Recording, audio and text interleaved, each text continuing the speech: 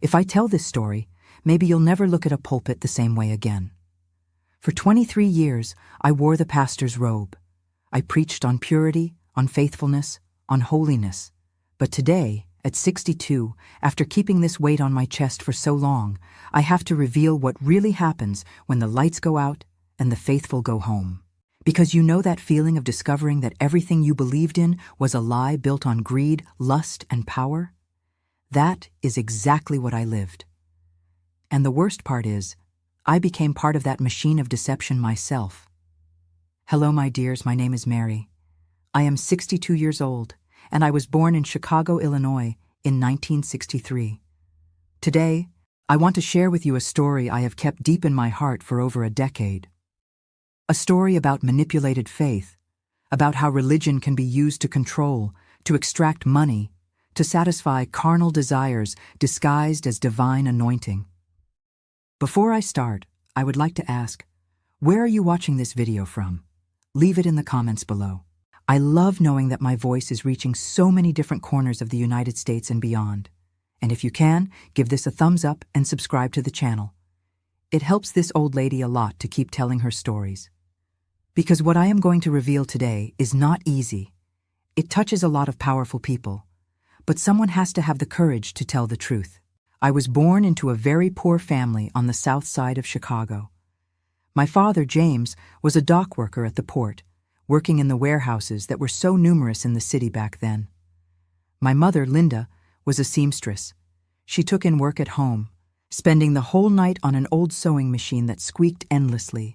We were 6 siblings crammed into a 3-room apartment in the projects where the floors were cold linoleum and the walls had cracks that let in the wind during the winter.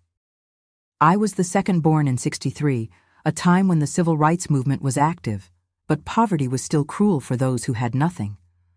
Life in my childhood was hard, my dears. I woke up at 5 a.m. to fill buckets from the single working tap in the basement because the plumbing in our unit was broken and the landlord wouldn't fix it. Then, I helped my mother prepare coffee with stale bread, dipped in watered-down milk when there was milk. I went to school in hand-me-down sneakers with clothes patched so many times they looked like a quilt. The other kids made fun of me. They called me Project Trash. I died of shame, but I swallowed my tears and pretended it didn't hurt because my mother always said that God saw everything, that one day He would reward our suffering. It was this promise of divine reward that shaped my entire childhood.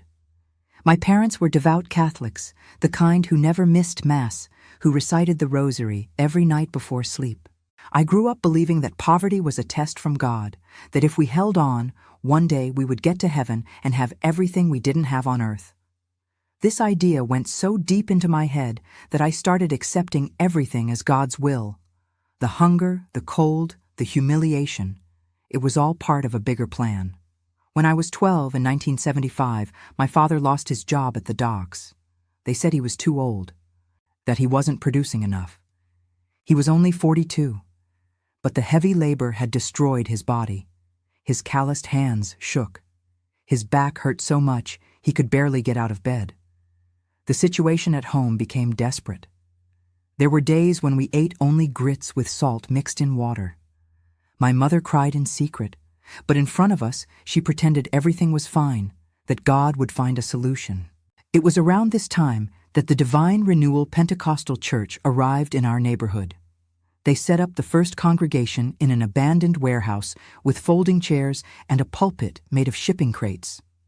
The pastor was a man named Michael, a tall guy with a booming voice who wore a suit even in the stifling Chicago summer heat. He knocked on every door, inviting everyone to the opening service, promising healing, deliverance, and prosperity.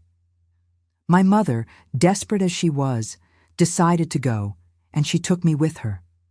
I remember my first evangelical service like it was yesterday. The warehouse was packed with poor people like us, faces marked by suffering, eyes glazed with hope. When Pastor Michael took the pulpit, the energy changed completely. He didn't speak, he shouted. He didn't preach, he performed. He said poverty was a curse, that God wanted to see us prosperous, that we just needed to have faith and give offerings for the blessings to fall from the sky. This touched me in a way I can't explain. For the first time, someone was saying we didn't need to accept misery, that God wanted good things for us.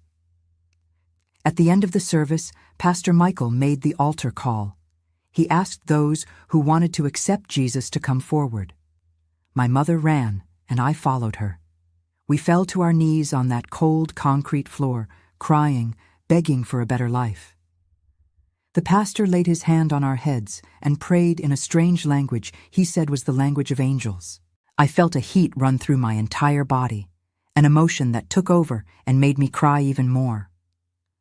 I walked out of there converted, ready to serve God and change my life. From that day on, we abandoned the Catholic Church and started attending Divine Renewal. We went to every service, Tuesday, Thursday, and Sunday. My father complained, saying we were trading 6 of one for half a dozen of the other. But when Pastor Michael visited our home and prayed for his employment situation, my father finally gave in. 2 weeks later, miraculously, he found a small job in a carpentry shop. It wasn't much, but it was something. And that was enough to convince the whole family that God was working through this church. I dove body and soul into the evangelical life. I started participating in the youth group, singing in the worship band, helping clean the church. I memorized Bible verses. I fasted. I prayed for hours. I became an example of conversion, that poor girl who found Jesus and turned her life around. Pastor Michael always complimented me, said I had a special calling, that God had big plans for me. This inflated my ego in a dangerous way, but I was too young to realize it. At 15 in 1978, I was already leading the youth group. I organized retreats, camps, prayer vigils. The church had grown a lot in just 1 year. It moved from the warehouse to a rented hall that was much bigger. Pastor Michael now had a car, expensive clothes, a well-dressed family. He said it was proof of God's prosperity, that the more offerings we gave, the more God returned to us. And the congregation believed, paid their tithes religiously, gave extra offerings, participated in special campaigns. It was during this time that I met Robert. He was 20, Pastor Michael's nephew, who had just arrived from New York to help with the ministry. He was handsome, tall, light eyes, easy smile. All the girls in the church had their eyes on him. But it was me he looked at. He started paying attention to me, striking up conversations after services, offering to walk me home. My teenage heart raced every time he came near. The relationship started with Pastor Michael's blessing. In the evangelical church, everything had to be official, under everyone's eyes, under pastoral authority. We always went out with chaperones. No being alone, no kissing on the lips before marriage. I thought this was the height of purity, of holiness. Today, I see how this control was just a form of manipulation to make us believe the church had power over every aspect of our lives. Robert was kind, attentive, spoke in a way that made me feel special. He said God had revealed to him that I would be his wife, that we would serve the Lord together, that I would be a great woman of God. Those words entered my needy heart like honey, making me feel chosen, valued. After 8 months of dating, he proposed. I had just turned 16. The wedding took place in 1979 in a simple ceremony at the church. I looked beautiful in the dress my mother had sewn. White, full of lace, the best we could do with the little money we had. Robert wore a suit borrowed from his uncle. Pastor Michael blessed us, prophesied that we would be a blessed family, that we would have many children, and that I would become a great leader in God's work. Those words sounded like a divine promise, like a decree from heaven. Married life began in a small spare room in the back of Pastor Michael's house. We didn't have money to rent our own place, so his uncle offered shelter while we got on our feet. Robert had started working as the church's administrative assistant, taking care of finances, organizing tithes and offerings. I continued with volunteer work, leading groups, organizing events. It was while living in the pastor's house that I started seeing things that bothered me. Michael lived very well. Brand name clothes, a car of the current year, abundant food on the table. His wife, Jennifer, wore expensive jewelry, imported handbags, went to the hair salon every week. Meanwhile, the church members remained poor, many in need, but faithful in paying their tithes religiously. I tried not to think about it. After all, the pastor said God blessed him because of his faithfulness. At 17, in 1980, I got pregnant. It was an immense joy for the whole family and the church. Robert was radiant. Pastor Michael held a special service of gratitude. 9 months later, my first son, John, was born. Beautiful, healthy, perfect. I was a mother, a wife, a servant of God. I thought I had reached the peak of fulfillment. But motherhood is hard, my dears, especially when you are 17, living on favors. Have no money of your own and depend on your husband for everything. Robert worked directly at the church, came home late, left early. I stayed alone all day with the baby, washing diapers by hand in the sink because there was no machine, breastfeeding until I bled, exhausted, without sleep. No one had prepared me for this. At church, they only talked about the joy of being a mother, the blessing of children, but they didn't talk about the fatigue, the loneliness, the postpartum depression that took hold of me.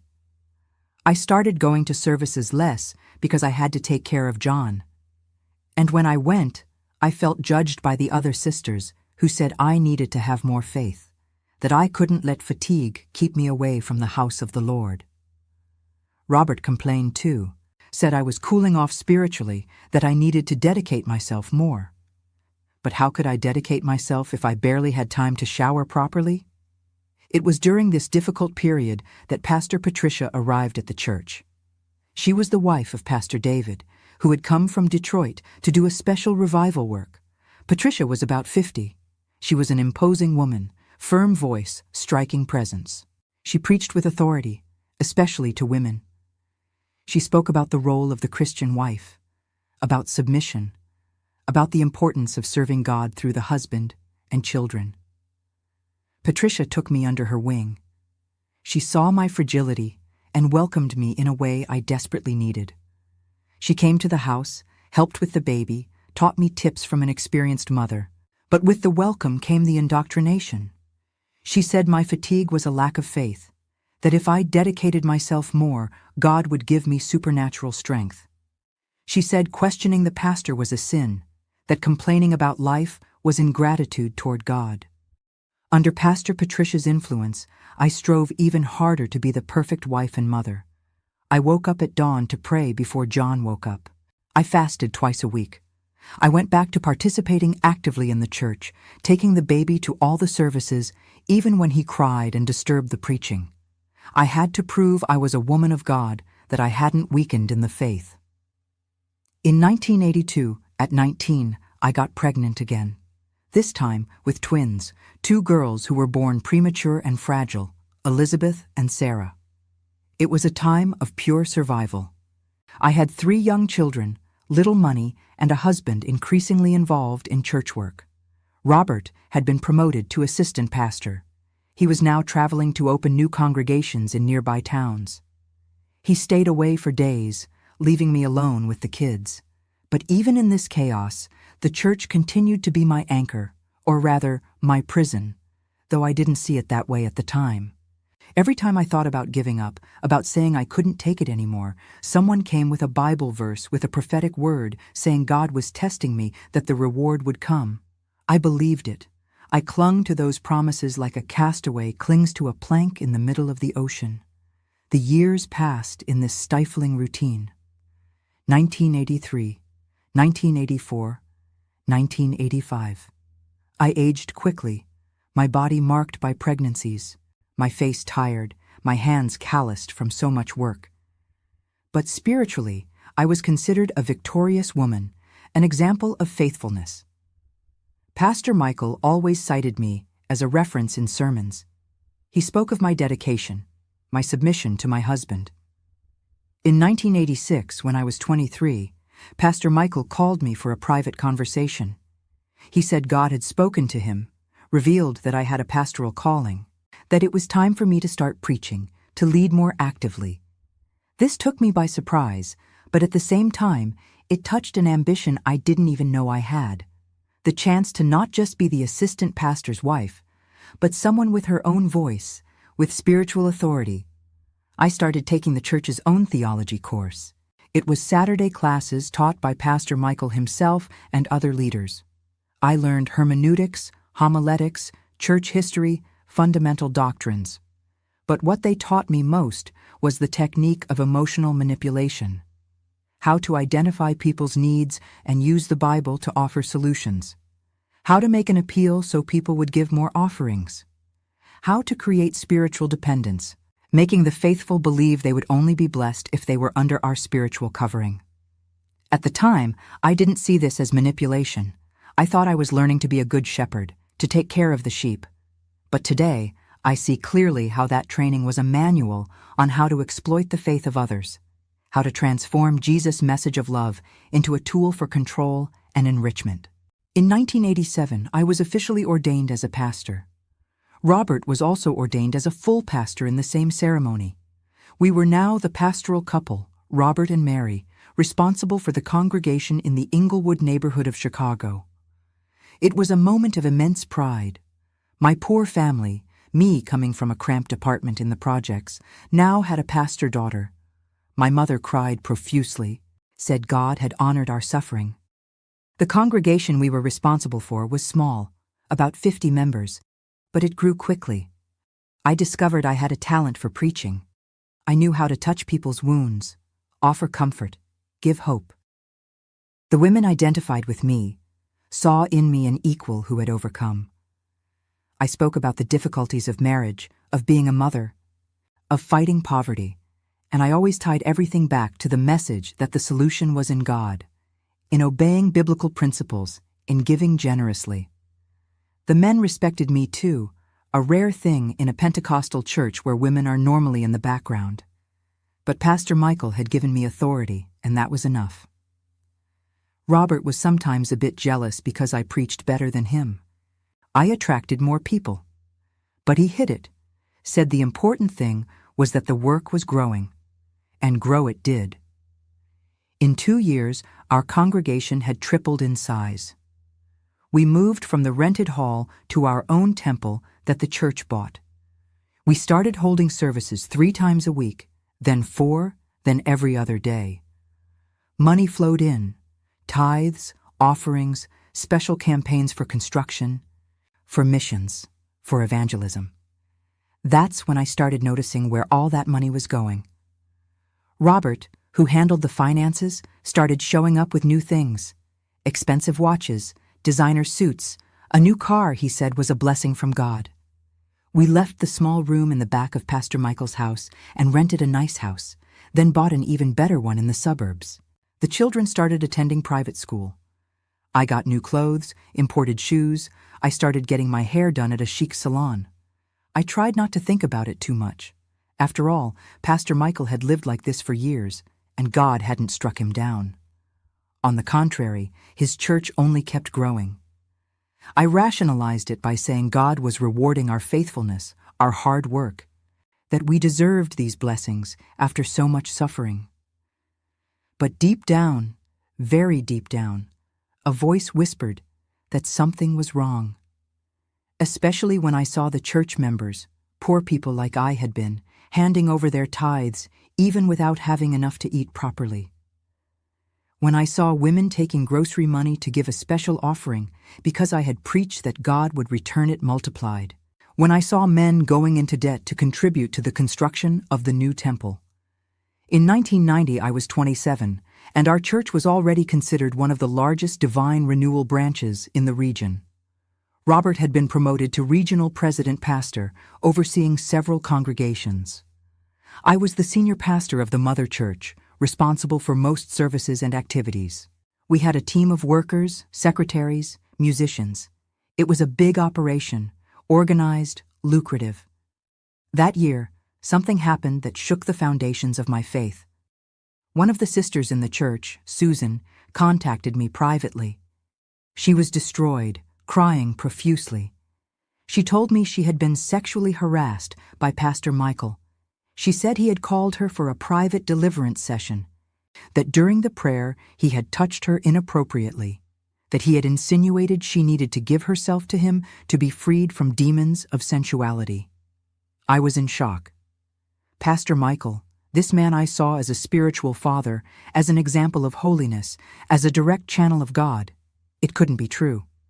My first reaction, I admit with shame, was disbelief. I asked if she hadn't misunderstood, if she wasn't exaggerating. The poor woman looked at me with a disappointment so deep it hurt my soul, but she insisted, gave specific details that were impossible to invent. She said it wasn't the first time, that he had done this to her before, that she was afraid to report it because he was the supreme leader of the church, that she was ashamed, afraid no one would believe her, afraid of being expelled from the congregation and losing the only family she had. I promised I would talk to Pastor Michael, that I would investigate. But when I left that meeting, the only thing I felt was panic. Because if it was true, it meant everything I had built was founded on rot. It meant the man who had ordained me was a predator. It meant I had been naive, manipulated, used. It took me a week to find the courage to confront Pastor Michael. When I finally spoke with him, his reaction froze my blood. He didn't deny it. He simply said it was an attack of the devil, that Satan was using Sister Susan to destroy God's work, that she was problematic, had tendencies toward promiscuity, that he was only trying to help her, and she had misinterpreted. Then, he looked me in the eye and said something I never forgot. He said I was young, naive, that I didn't understand the temptations a man of God faced, that the devil sent seductive women to destroy pastors, and that sometimes the flesh was weak, that God had already forgiven him, that I didn't have the authority to judge an anointed of the Lord, that if I spread this, I would destroy God's work and be cursed. I walked out of there trembling. He had practically confessed, but shifted the blame to the victim, and on top of that, threatened me. And the worst part is, I believed it. Or rather, I chose to believe it, because the alternative was to destroy everything I had built, lose my status, my position, my livelihood. So I did the most cowardly thing of my life. I went to see Sister Susan and told her I had spoken with the pastor, that he had denied everything, that I thought it was better for her to let it go so as not to create division in the church. The look of betrayal she gave me haunts my dreams to this day. She left the church that week, and I never saw her again. I learned later she had moved to another city, spiritually destroyed, her faith shattered into pieces. And I pretended nothing had happened, that everything was fine, that God was in control. But the seed of doubt had been planted. I started observing more, paying attention to things I ignored before.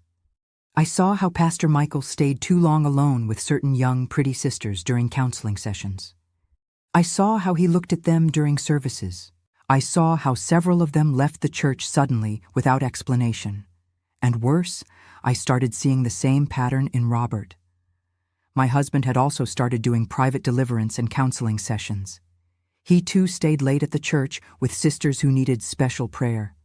He too came home smelling a feminine perfume that wasn't mine. When I questioned him, he became furious. He said I was controlling, jealous, that I doubted God's work. He used Bible verses to silence me, to make me feel guilty for questioning his pastoral authority. And I stayed silent because I was afraid. Afraid of losing the marriage, afraid of losing my position in the church, afraid of becoming that poor girl from the projects again. In 1993, at 30, I was already completely numb spiritually.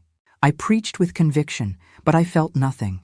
I spoke of faith, but mine was dead. I counseled women to be submissive to their husbands, even knowing many of them were abusive. I asked for generous offerings, knowing the money was going into our pockets, not to God's work.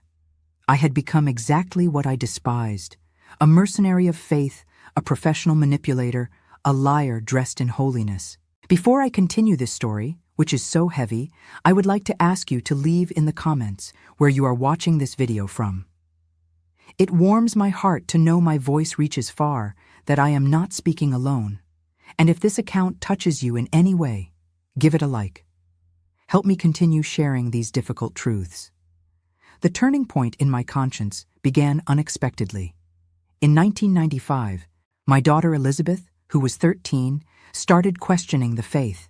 She asked uncomfortable questions about why we lived well while church members remained poor, why God blessed the pastors and not the faithful, why there were so many rules, so much control, so much manipulation disguised as love. I tried to give the standard answers, the ones I had learned in the theology course. But for the first time, I heard my own words with her ears, and they sounded empty, false, hypocritical. My daughter, with her questioning adolescence, was awakening something in me I had buried for years, the capacity to think critically. It was also that year that I met Karen. She arrived at the church fleeing an abusive marriage with 3 young children and nowhere to go. I took her in, gave her shelter in my home, helped them get back on their feet. And for the first time in years, I did something genuinely good, without financial interest, without manipulation, just out of human compassion. Karen was different from the other sisters. She questioned, thought for herself, didn't swallow everything preached without chewing. Talking to her, I started seeing the church with different eyes, seeing how we used the Bible to control women, to keep them prisoners in destructive marriages, how we promised prosperity to extract money, how we created emotional and spiritual dependence. One day, Karen asked me a simple but devastating question. If Jesus lived today, would he be in a church like ours? Would he preach what we preach? Would he live like we live? I couldn't answer, because deep down, I knew the answer was no. That Jesus would be outside the church with the poor, the exploited, the deceived.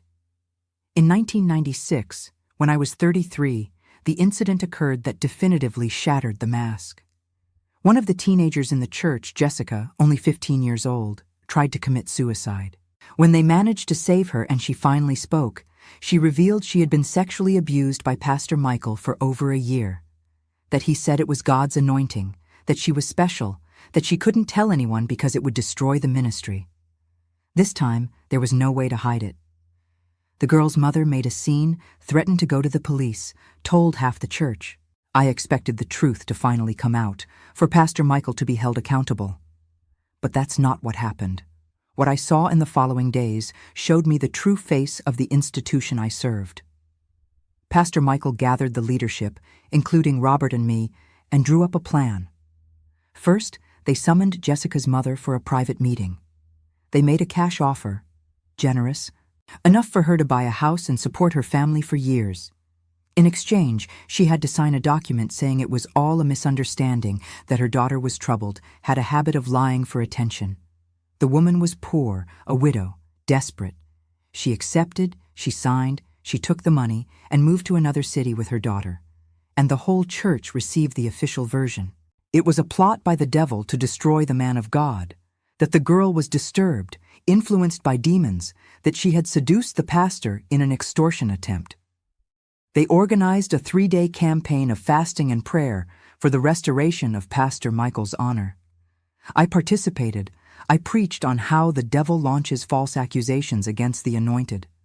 I prayed for the pastor's restoration. I encouraged members to close ranks around the leadership.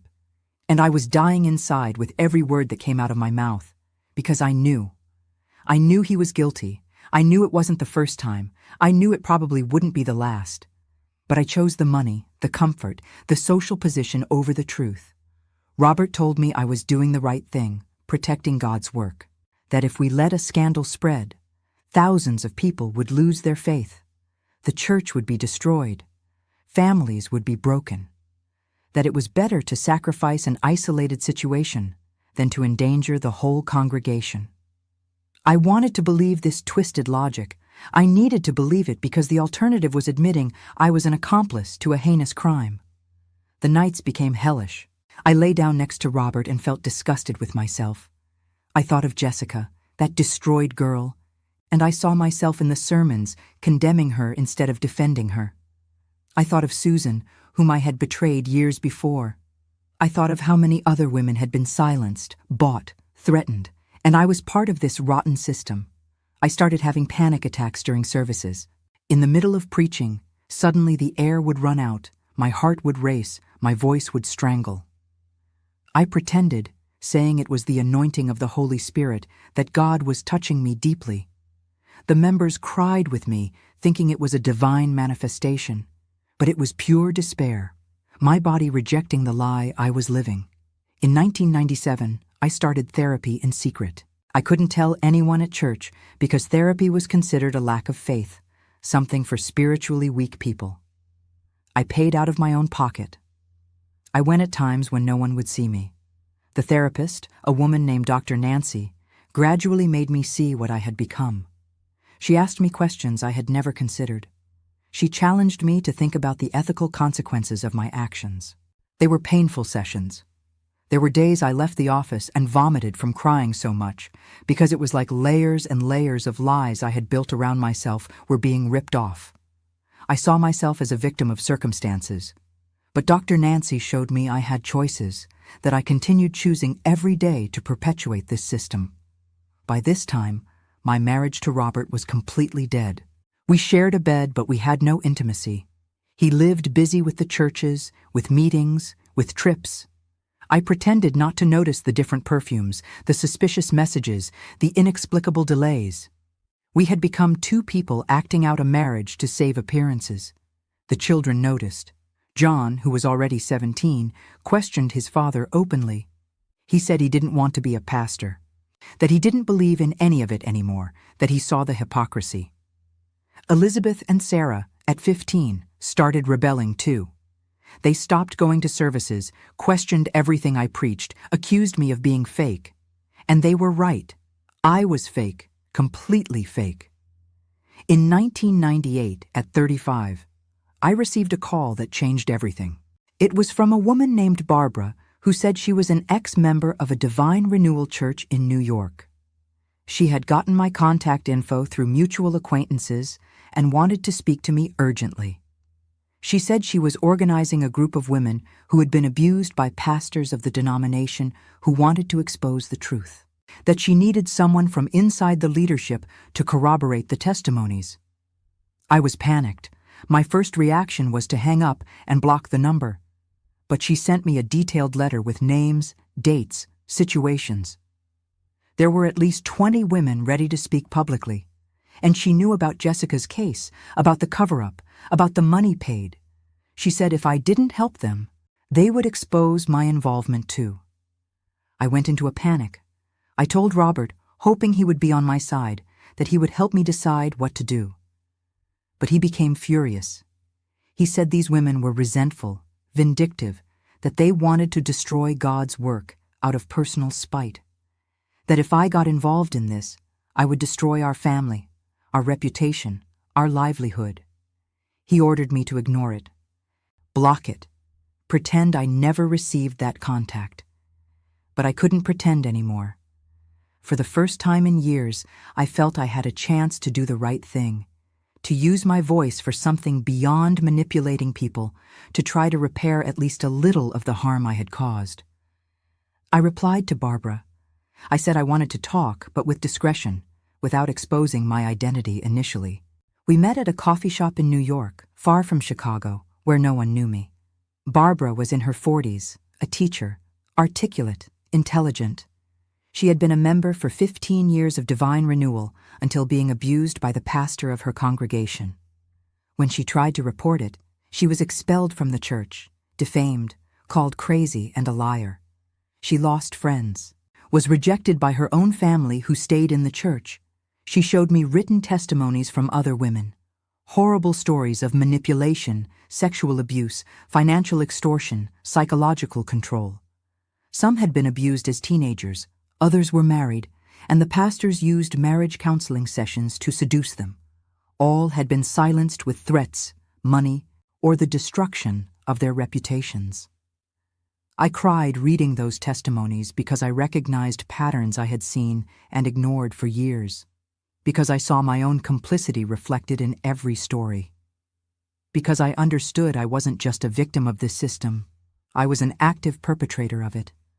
Barbara asked if I would be willing to testify, not necessarily publicly at first, but at least give inside information, confirm procedures, explain how the institutional cover-up worked. She said she was trying to gather enough evidence to make a collective denunciation. Not in ordinary court because she didn't have enough material proof, but at least in the media, in the newspapers, to warn other women. I asked for time to think. I returned to Chicago in a state of shock. I spent days without sleeping well, replaying every decision I had made, every moment I had chosen to stay silent. I saw the faces of the women I had betrayed. I heard Jessica's crying. I felt the weight of Susan looking at me with disappointment. Robert noticed something was wrong. He interrogated me, went through my things, found Barbara's number. He went crazy. He accused me of treason, of destroying our family, of being used by the devil. He said if I joined those women, he would file for divorce, keep the children, expose me as a failed pastor who had lost her faith. That was the first time I clearly saw who my husband really was. Not a servant of God, but a man obsessed with power and money, ready to protect the corrupt system that supported him. Not a life partner, but a manipulator who used threats to control me. Not a loving father, but someone who saw his own children as bargaining chips. That night, I made a decision. I would no longer be an accomplice. Whatever the cost, I was going to tell the truth. I called Barbara and told her I was in, that I would tell everything I knew, give names, explain the patterns, that I was ready to face the consequences. I spent the following weeks documenting everything I remembered.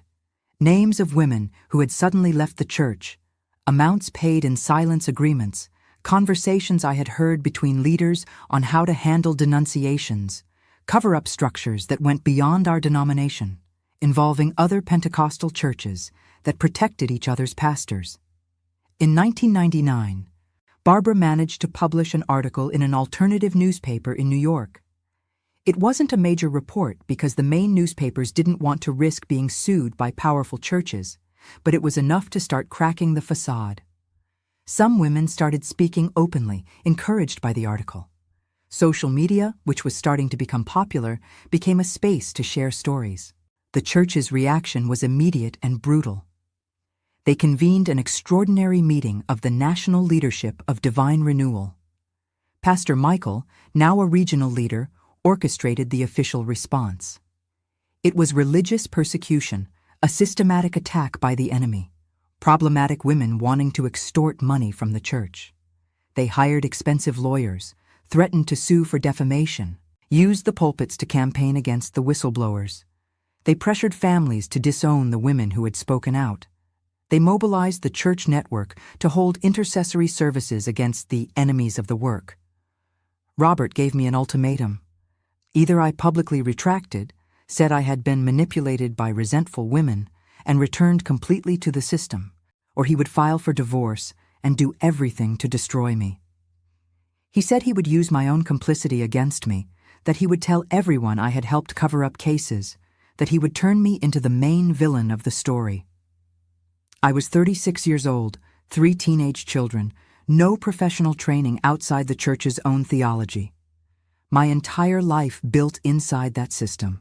The cowardly part of me wanted to accept the ultimatum, back down, curl up once again. But I couldn't. I had passed the point of no return. I filed for divorce first. I left the house with only a few clothes and documents. I went to live in a small rented room, tiny, in conditions I hadn't seen since my poor childhood. The children stayed with Robert initially because he had the house, the money, the stability. But they promised that when they turned 18, they would come live with me if they wanted. The church formally excommunicated me. They held a service where they read my name, declared I was in sin, that I had gone astray, that I was possessed by demons of rebellion and division. They ordered all members not to have contact with me under penalty of discipline. My own mother, under pressure from the congregation and the pastor, cut ties with me. She said I had brought shame to the family, that she preferred a dead daughter to a wayward one. I lost everything. Friends of decades turned their backs on me. My family disowned me. My source of income disappeared. I found myself completely alone at 36, having to rebuild my life from zero. There were nights I cried until I had no more tears, wondering if I had made the right choice, if it was worth losing everything for a matter of conscience. I found a job as a janitor, then as a sales clerk in a store. I earned little. I lived paycheck to paycheck, but it was honest money. For the first time in years, I was working without lying, without manipulating, without using the faith of others for my benefit. It was humiliating to mop the floor of a store after being a respected pastor, but it was liberating. Therapy with Dr. Nancy continued, even though I barely had the money to pay. She sometimes gave me a discount, sometimes didn't even charge. It was she who helped me process the trauma of having lived in a lie for so long, who taught me I could forgive myself without minimizing the harm I had caused, that acknowledging a mistake isn't weakness.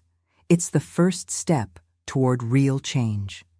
In 2000, a year after I left, John turned 18 and came to live with me. He said he couldn't stand his father's hypocrisy anymore, that he preferred sharing a small room with me than living in abundance built on the suffering of others. It was one of the purest joys of my life. Having my son by my side, even in poverty, even in difficulty. The twins, Elizabeth and Sarah, took longer. They stayed with their father until they were 18 in 2001. Robert had brainwashed them, saying I was crazy, wayward, that I had abandoned the family. But when they grew up and started understanding the situation better, they also distanced themselves from him. They didn't come to live with me because they were already in college, but we re-established contact, gradually rebuilt the relationship. The dossier Barbara was building never resulted in legal action. The women didn't have enough material evidence. Many were afraid of public exposure. The church's lawyers were much more powerful than any resource we had. But we achieved something important. We warned other women. We created an informal support network where victims could share their experiences, find validation, receive advice. I became a sort of unofficial counselor for women leaving abusive churches. I met them in coffee shops, in my small home, over the phone. I didn't charge anything. I didn't have a formal structure. I was just a woman who had lived through that hell helping others escape it. Some thanked me, said I had saved their lives.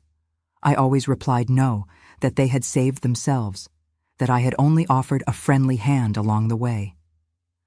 The 2000s were a time of slow and painful reconstruction. I took a technical course to become an administrative assistant. I found a better job. I moved from the small room to a small but decent apartment. I rebuilt some family ties. My mother finally asked for forgiveness before dying in 2005. We didn't regain the relationship we had before, but at least we made peace.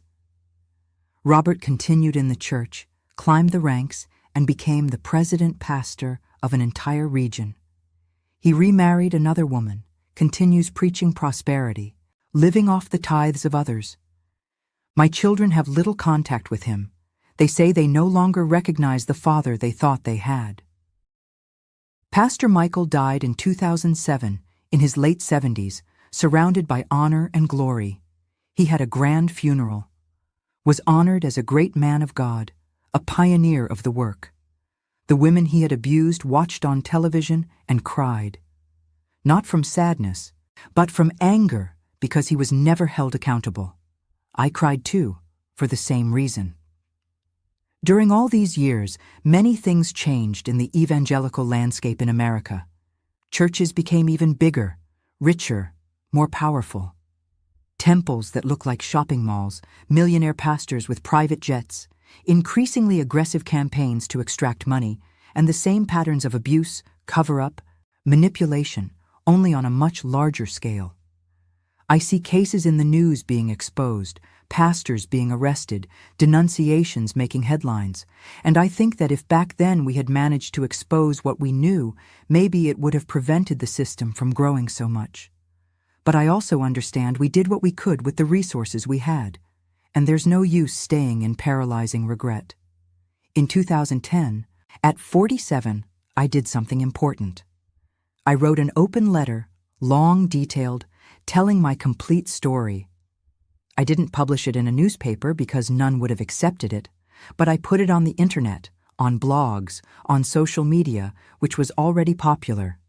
I used my real name, assumed all my responsibilities, publicly asked for forgiveness from the women I had betrayed. The impact was small because I wasn't anyone important. But some people read it, shared it, commented. I received messages from women who had lived similar situations, who felt less alone knowing others had gone through the same thing. I also received violent attacks from church members, calling me a demon, an enemy of God, a frustrated, resentful woman. I learned not to pay attention to the attacks because I knew the truth. I knew I had erred greatly, but also that I had the courage to acknowledge and change, that I had lost everything but gained something more precious, my integrity, my clear conscience, my ability to look in the mirror and recognize the person reflected. In 2015, already at 52, I retired from administrative work. I hadn't saved much money. My pension was small, but it was enough to live modestly. I started dedicating more time to volunteer work, helping women get out of abusive situations, religious or not. It was around this time I met Helen, one of the most incredible women to pass through my life. She was 60, had come out of a different church than mine, but with the same patterns of manipulation.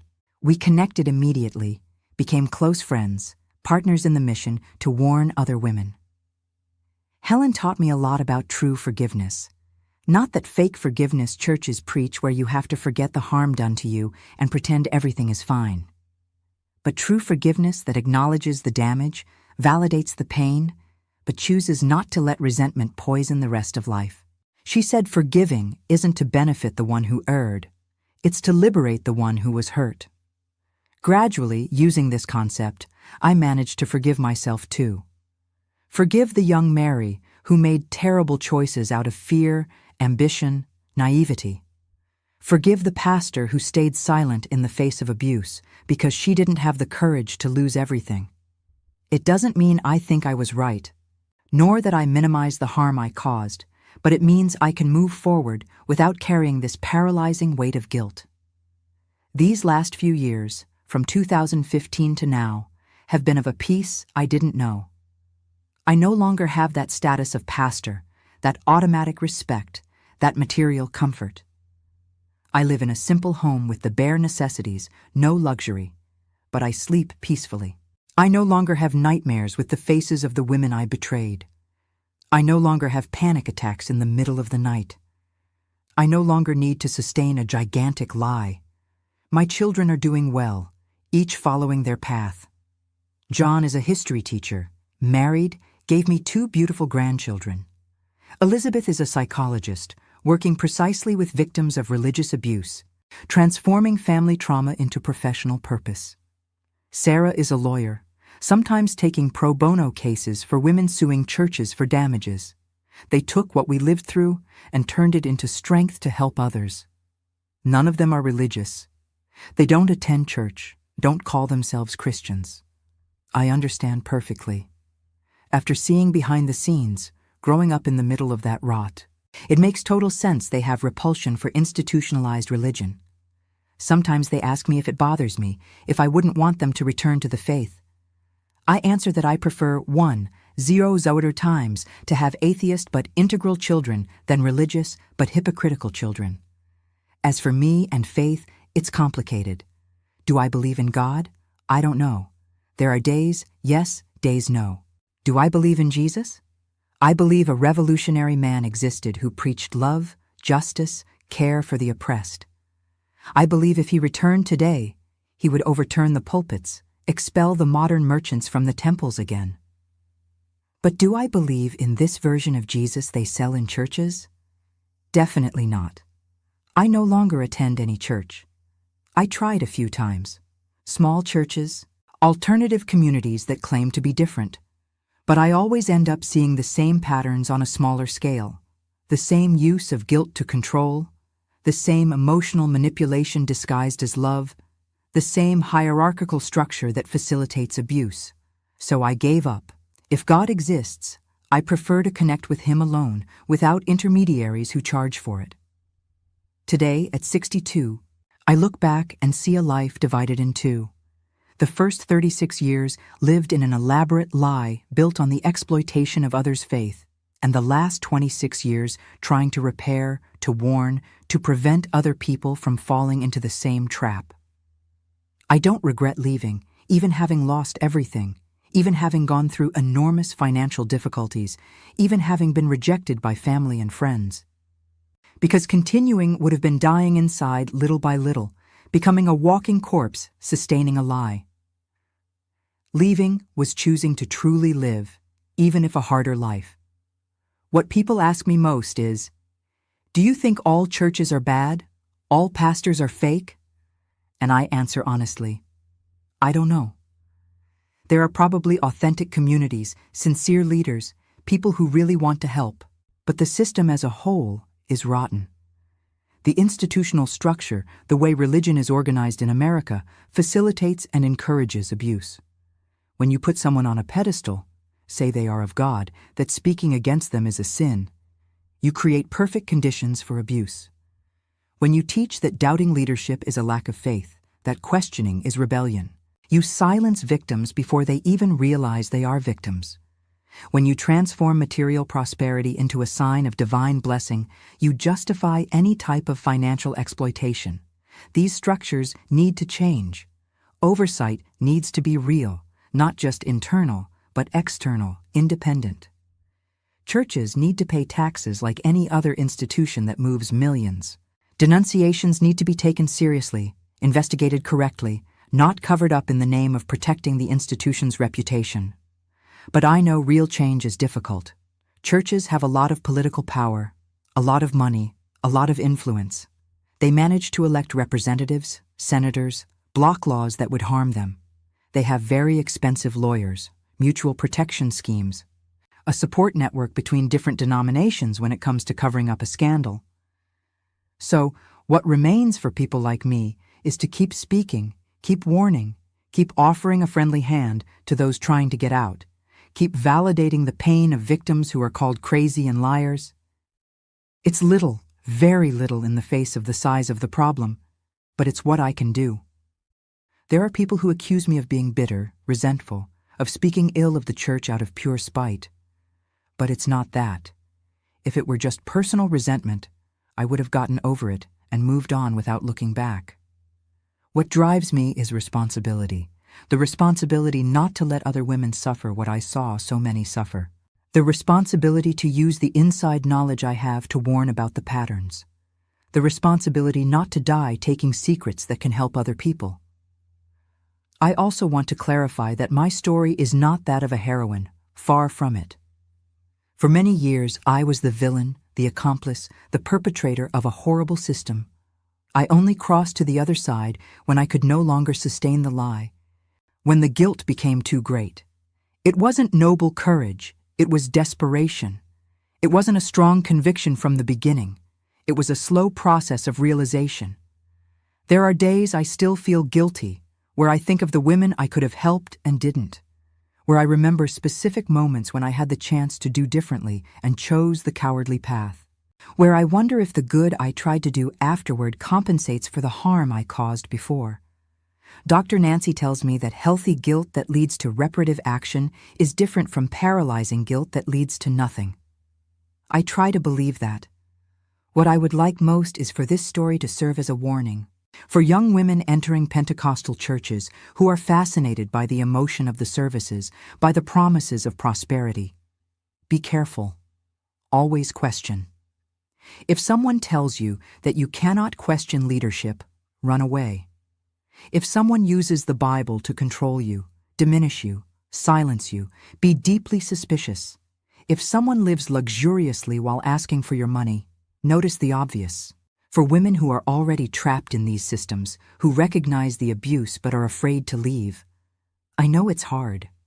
I know it seems like you will lose everything, and you probably will lose a lot of things, but you will gain something much more valuable: your autonomy, your dignity, your capacity to live authentically.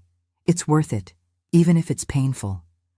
For men in leadership positions who say they are different, who swear they aren't like the others, prove it with actions, not words. Accept external oversight. Be transparent with finances. Create real protection structures for victims. Do not cover up abusive colleagues in the name of protecting the institution. Be truly different, not just in speech. Today, I live in a simple home in Chicago, the same city where I was born. It's a small apartment, 2 bedrooms, cold floor, old furniture, but it's mine, paid for with honest money, without guilt in my heart. I have a few dogs I rescued from the street, plants I care for with affection, a quiet routine. I wake up without a weight on my conscience. I sleep without nightmares. I live without needing to sustain lies. Sometimes, I receive visits from women thinking about leaving abusive churches. I have coffee with them, I listen to their stories, I validate their feelings, I offer a perspective from someone who has been there. I don't force it, I don't say what they should do, I just present possibilities. Many decide to leave, some decide to stay. I respect any choice as long as it is a conscious choice, not staying out of pure fear.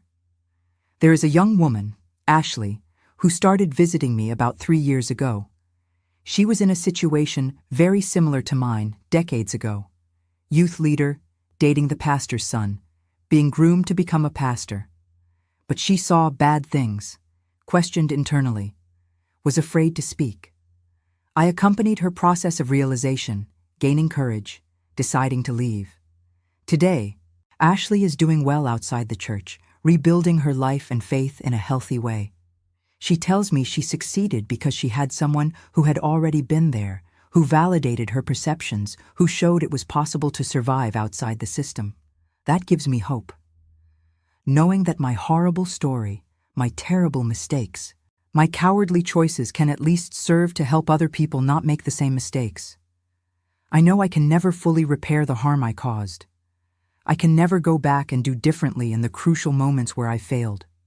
The women I betrayed, silenced, helped oppress continue to carry those marks. Some will never forgive me, and I understand completely. I have to live with that, with the weight of the irreversible consequences of my choices. But I can choose what I do from now on. I can choose to be a voice for those who are silenced. I can choose to validate victims who are called crazy. I can choose to expose patterns I continue to know from the inside. I can choose to be an example that it is possible to change even late, even after erring greatly. This is my story, my dears. The story of a woman who was a pastor for 23 years, who actively participated in a system of exploitation and abuse, who finally opened her eyes to reality and decided to leave. It is not a beautiful story. It is not a story of heroism.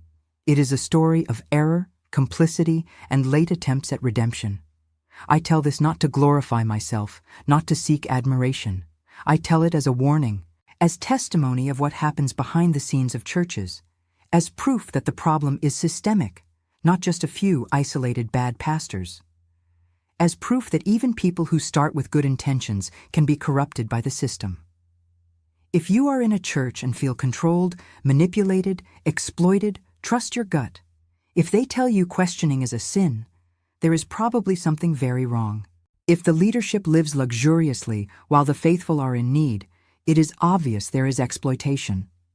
If you or someone you know has suffered abuse and been silenced, know that you are not alone, that it is not your fault, that you deserve to be heard and validated. And if you are like I was, someone inside the system who sees the bad things but is afraid to speak, I understand your fear.